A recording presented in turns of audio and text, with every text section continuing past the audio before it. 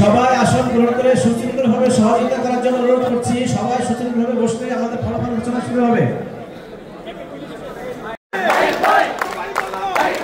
BNCC সদস্যদেরকে